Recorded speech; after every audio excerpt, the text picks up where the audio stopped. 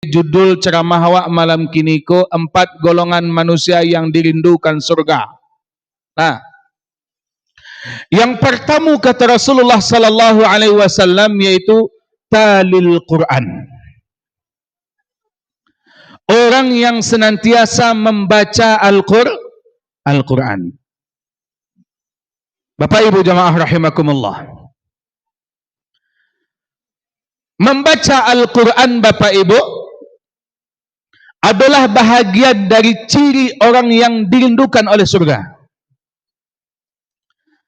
Di samping itu Bapak Ibu jamaah rahimakumullah, kembali harus kita kuatkan keyakinan dan keimanan kita kepada Al-Quran, bahwa Al-Quran itu memang diturunkan oleh Allah Subhanahu wa taala. Untuk apa Allah turunkan Al-Quran Bapak Ibu? Untuk sebagai petunjuk bagi kita manusia. Disitulah Al-Quran diturunkan pertama sekali di bulan Ramadan. Allah sampaikan syahrul Ramadan alladzi unzila fihi al-Quran hudan linnas. Di bulan Ramadan Allah turunkan Al-Quran yang tujuannya adalah untuk petunjuk bagi kita manusia. Kalau petunjuk Bapak Ibu, yang kita fahami dalam pemikiran awak masing-masing. Kalau dikatakan oleh Allah Al-Quran adalah sebagai petunjuk, maknanya dalam kehidupan awak Bapak Ibu? Kira-kira apa? Petunjuk. Nah, petunjuk itu apa tu? Pedoman. Acuan. Itu yang dikatakan petunjuk. Setiap apa saja yang kita lakukan, ambillah pedoman di dalam Al-Quran. Apakah yang kita lakukan ikut dibolehkan oleh Allah? Apakah dibolehkan oleh Rasulullah? Apakah ada cara atau pelaksananya di dalam Al-Quran dan hadisnya? Jadikan Al-Quran sebagai petunjuk dalam kehidupan awak. Makanya wajar Rasulullah sallallahu alaihi wasallam sampaikan Bapak Ibu. Kata Rasulullah sallallahu alaihi wasallam, taraktu fikum amrayni lan tadillu abadah ma in tamassaktum bihima kitabullah wa sunnatur Rasulullah. Kata Rasulullah, aku tinggalkan kepadamu 2 perkara. Lan tadillu abada, tidak akan tersesat kamu selama-lamanya. Barangkali Bapak Ibu, tidak ada di antara kita yang ingin tersesat. Makanya selalu kita minta kepada Allah. Yang kita minta kepada Allah, Rabbana atina fid dunya hasanah wa fil akhirati hasanatan wa qina adzabannar. Kebaikan di dunia dan kebaikan di akhirat. Baik itu terlepas dari kesesatan. Maka supaya awak jangan sesat tu berpegang teguhlah kepada Al-Quran. Lan tadillu abada, tidak akan tersesat kamu selama-lamanya. Itu kata Rasulullah. Selama kamu berpegang teguh kepada Al-Quran. Nah Bapak Ibu jamaah rahimakumullah, kini tanyalah diri awak masing-masing. Laibara waktu yang kita manfaatkan dalam waktu 24 jam itu untuk membaca Al-Quran, untuk memahami Al-Quran, untuk mentadaburi Al-Quran. Laibara waktu yang kita sediakan. Kalau memang kita ingin selamat Bapak Ibu, kalau memang kita ingin dirindukan oleh surga, mesti dan harus kita luangkan waktu untuk senantiasa bersama-sama dengan Al-Quran. Terutama di bulan Ramadan Bapak Ibu. Mohon maaf Pak, Bu, awak tidak boleh hanya fokus dengan ibadah puasa di bulan Ramadan goda. Memang Allah sampaikan, ya ayyuhalladzina amanu kutiba alaikumusiyam kama kutiba alal ladzina min qablikum la'allakum tattaqun.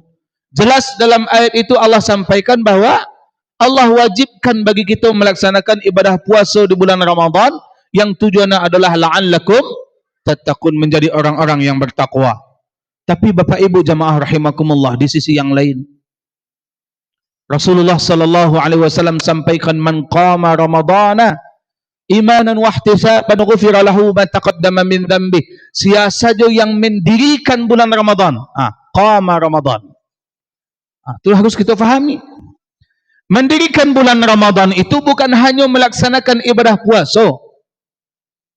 Termasuk di dalam itu tertempanglah perintah kepada awak untuk meningkatkan berbagai macam bentuk amalia awak di bulan Ramadan. Termasuk amalan-amalan sunat Bapak Ibu. Amalan-amalan sunat. Kalau sunnah yang dikhususkan hanya di bulan Ramadan, itulah melaksanakan salat tarawih. Kalau witir, tidak. Witir ada di luar bulan Ramadan. Termasuklah meningkatkan amaliah kita melaksanakan salat tahajud, melaksanakan salat duha, melaksanakan membaca Al-Quran. Seluruhnya kita tingkatkan. Bapak Ibu jamaah rahimakumullah. Kita fokuskan kini dengan membaca Al-Quran.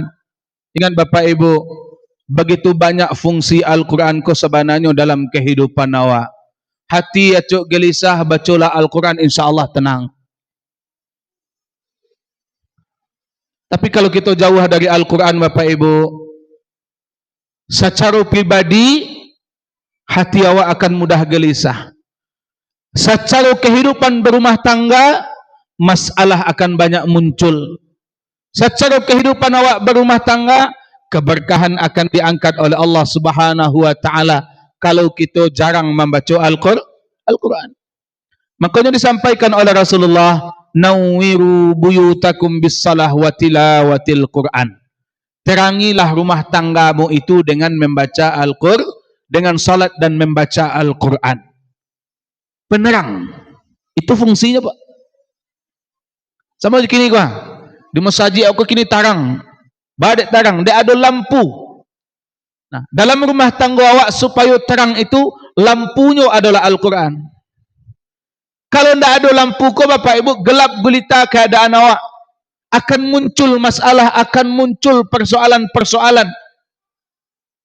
Saketik kadang suatu penghalangnya dalam kehidupan awak akan menjadi besar. Itulah gambaran bagi orang-orang yang jauh dari Al-Quran. Maka Al-Quran itu Bapak Ibu jangan hanya dijadikan sebagai pelengkap dalam rumah tangga awak. Ada sebagian orang model itu Bapak Ibu. Mohon maaf. Lai Al-Quran, lai. Bila Al-Quran itu keluar, di mana letaknya? Letaknya itu di lemari. Rancak letaknya Bapak Ibu. Bila Al-Quran kau keluar, ketikalah meninggal salah seorang di rumah tu baru keluar Al-Quran tu. Ada nak orang nama dia itu Bapak Ibu? Ada. Al-Quran tu keluar, syukur-syukur kalau lagi dibaca. Tapi terkadang Al-Quran tu hanya diletakkan di dakik kepala mai. Mudah-mudahan di sekolah nak ada model tu ya. Pak ya. Tampil lain ada apa? Taklah untuk dibaca dah. Apakah ada manfaatnya untuk jenazah ketika itu Bapak Ibu? Tak ada lain. Nan jenazah nak bisa baca Quran lain. Jangan sampai model tu. Maka jadikanlah Al-Quran sebagai bacaan-bacaan terbaik, bacaan-bacaan yang paling utama dalam kehidupan awak. Mohon maaf Bapak Ibu, memang banyak godaan, memang banyak rayuan-rayuan dari yang lain untuk menghalangi awak membaca Al-Quran. Tapi yakinlah di saat kita mampu untuk melawan berbagai macam halangan dan rintangan itu, kita akan menemukan yang namanya ketenangan dalam kehidupan awak. Memang Bapak Ibu, kalau kita alun biasa membaca Al-Quran, sehalaman sajalah mulai padih mata. Ya? Lah mulai tekan tua. Lah mulai resah. Itu karena tak biasa. Itu yang pertama Bapak Ibu. Yang perlu kita fahami cik lagi, ketika Al-Quran kita baca di bulan Ramadan Bapak Ibu, luar biasa. Dalam sebuah hadis Rasulullah sallallahu alaihi wasallam lah menjalihan, yaitu pahala orang yang membaca Al-Quran. Apa kata Rasulullah? Man qara'a harfan min kitabillah. Barang siapa yang membaca satu huruf saja di dalam Al-Quran, di dalam kitab Allah, falahu hasanatun, maka baginya ada satu kebaikan. Wa hasanatun bi asyri amthaliha. Satu kebaikan itu adalah menjadi 10 kebaikan. Maka Rasulullah sallallahu alaihi wasallam sampaikan, la aqwalu alif lam mim, tidak dikatakan oleh Rasulullah alif lam mim itu adalah harfun, satu huruf. Tetapi apa? Walakin alifun harfun, wal lamu harfun, wa mimu harfun. Satu alif itu, satu huruf itu adalah alif satu huruf, lam satu huruf, dan mim satu huruf. Bayangkan segitu kebaikan yang akan kita terima, Bu. Bismillahirrahmanirrahim. Alhamdulillahi Rabbil Alamin. Lah berapa huruf yang kita baca tu? Kali 10. Kali 10, kemudian kali lo kini di bulan Ramadan Allah lipat gandakan pahalanya. Maka rugi kalau orang tidak membaca Al-Quran terutama di bulan Ramadan. Bapak Ibu jamaah rahimakumullah. Itu yang pertama. Yang kedua, wahafizil lisan. Orang-orang yang dirindukan oleh surga itu adalah orang-orang yang senantiasa memelihara lisannya. Lisan, lidah. Kenapa ini yang dijadikan sebagai salah satu golongan orang-orang yang dirindukan oleh surga? Karena pada prinsipnya Bapak Ibu, orang yang mampu untuk menjaga lisannya, maka ini akan selamat hidup dunia dan akhirat. Makanya disampaikan dalam sebuah mahfuzat, pepatah Arab mengatakan, salamatul insan fi hifzil lisan. Keselamatan manusia itu tergantung sejauh mana mampu untuk menjaga lisannya. Bapak Ibu, kalau namuh kita merenungkan, dari ujung rambut awak sampai ke telapak kaki awak, Bapak Ibu, ada rambut, ada mata, ada hidung, ada telinga, ada mulut, ada liar, ya, ada perut, ada lutut, ada kaki, ada tangan. Dari sekian organ tubuh awak tu Bapak Ibu, nama paling banyak dosanya. Kira-kira Pak, nama paling banyak dosanya? Nah, lisan. Lisan yang paling banyak Pak. Yobana baja so lidah dak batulang. Bisanya pai kama-kama. Ketika sesuatu yang nyo ucapkan itu adalah sesuatu yang tidak benar, dusta namanya. Ketika sesuatu yang nyo ucapkan itu, yang nyo ungkapkan itu adalah membicarakan aib orang lain, namanya apa? Bagunjiang namanya, atau ghibah namanya. Ketika sesuatu yang diucapkan itu adalah sesuatu yang akan dapat memecah belah dua orang yang bersahabat, namanya madu domba namanya. Banyak Pak. Banyak dosa yang dilahirkan dari lisan awak. Ghibah, dusta, adu domba, menghasut, ya, sumpah palsu. Yang kalau itu kita lakukan, apalagi di bulan Ramadan Bapak Ibu, maka hilanglah pahala puasa awak, Bu. Ya. Yang hilang, Bu? Pahala puasa awak. Itu yang disampaikan oleh Rasulullah. Kam min sa'imin laisa lahu min siyamihi illal ju'i wal atas. Banyak orang yang berpuasa tapi mereka tidak mendapatkan apa-apa dari ibadah puasanya itu kecuali haus dan lapar saja. Itu sebabnya kerana awak puasa tapi bagunjang jo, awak puasa tapi baduto jo, awak puasa tapi madu domba jo, awak puasa tapi alai kerap melakukan sumpah palsu, memandang dengan hawa nafsu. Kalau itu kita lakukan, hilang pahala puasa Bapak Ibu. Makanya penting. Dan Rasulullah sallallahu alaihi wasallam sudah memberikan ukuran kepada awak. Kata Rasulullah, bukan berarti kita harus diam saja, enggak.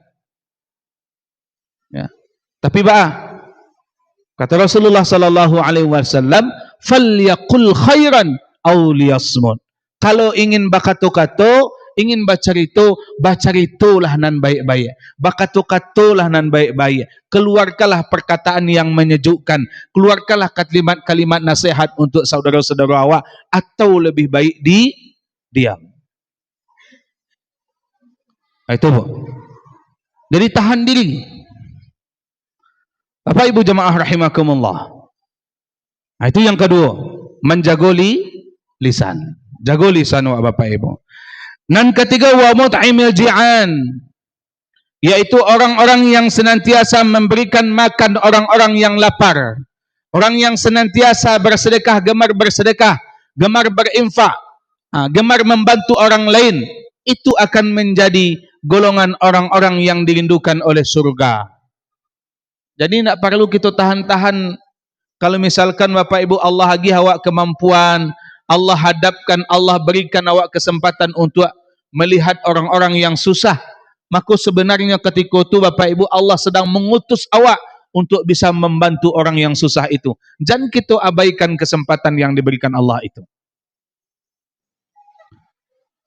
Nah, sebab itu kalau kita lakukan, di saat awak tidak mempedulikan orang-orang yang ada di sekitar awak, awak mungkin bisa berbuku sampai kanyang-kanyang, bahkan sampai sangih Bapak Ibu, bahkan sampai tidak habis-habis perbukuan itu yang kita bali itu dah.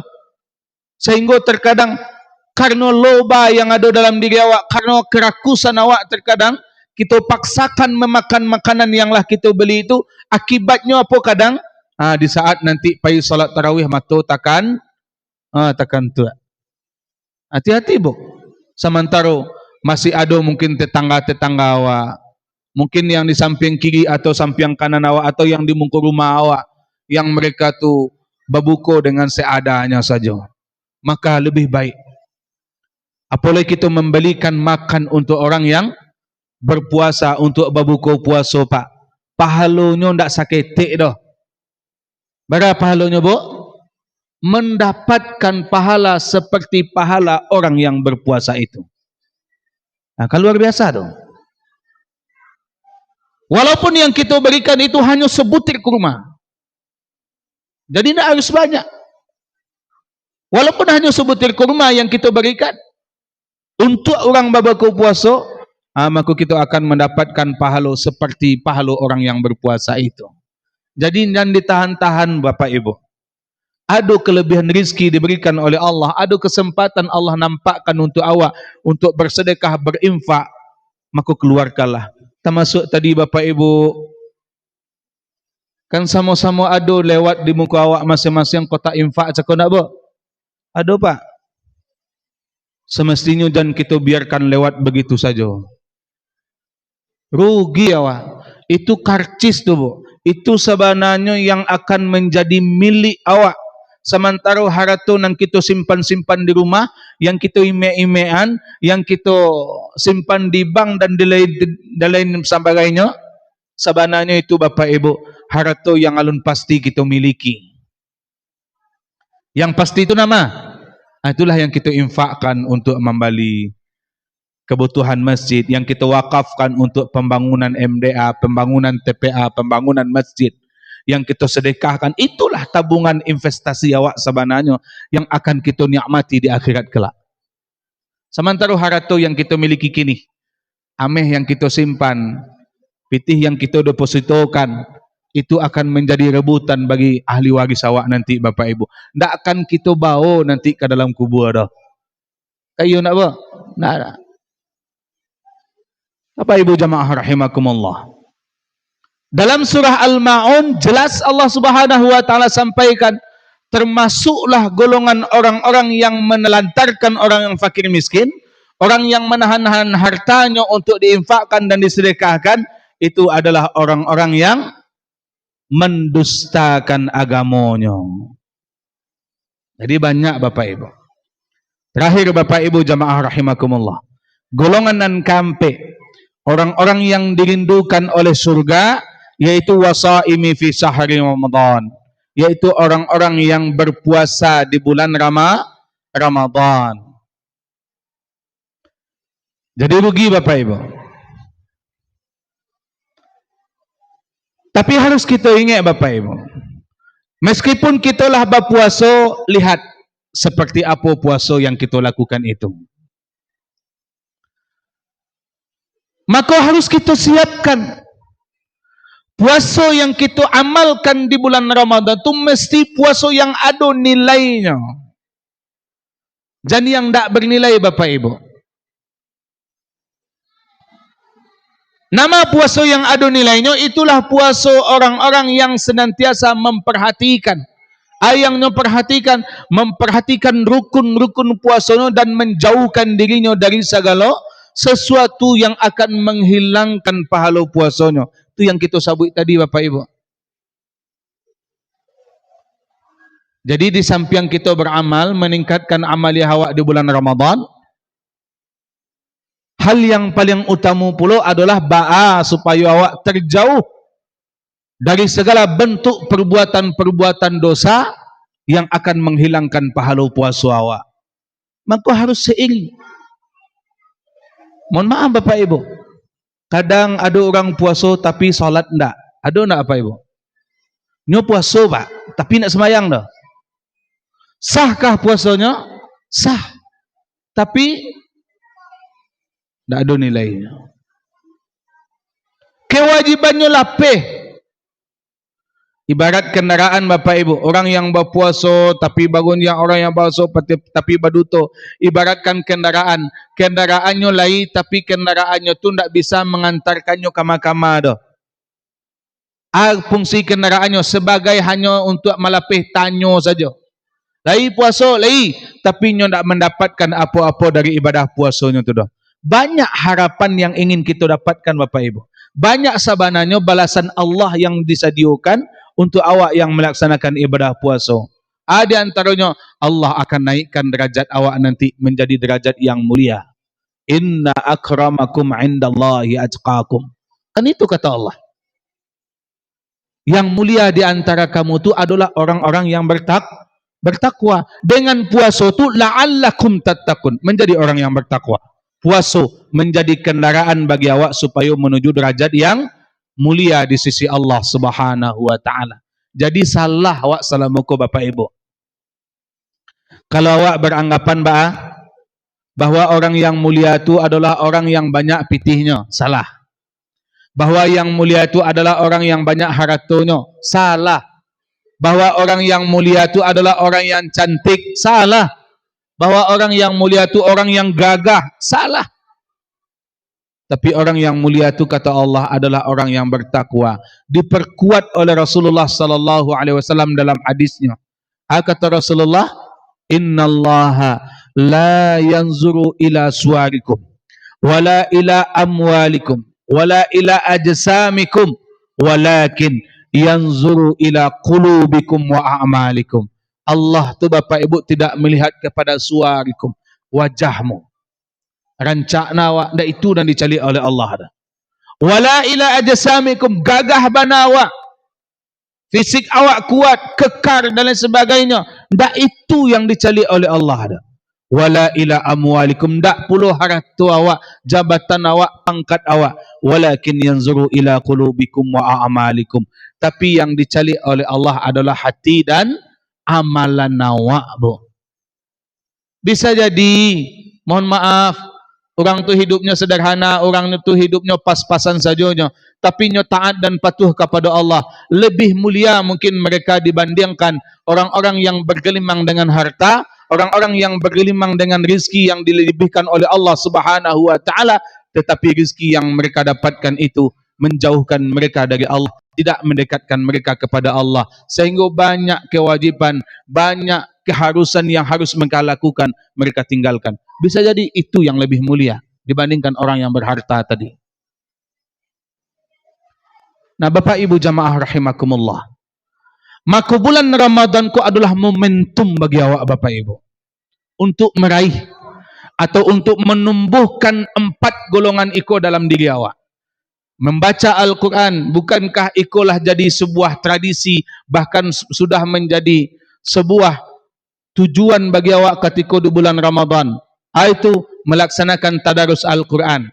Tamat Al-Quran kun dak nuah. Kan itu target awak.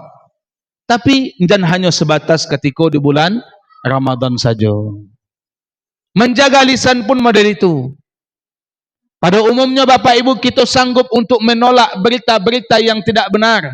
Ada orang datang ke awak menceritakan sianutu mode itu, sianutu mode itu. Berani awak menyampaikan ketika di bulan Ramadan, jangan bagundiang juga awak puasa.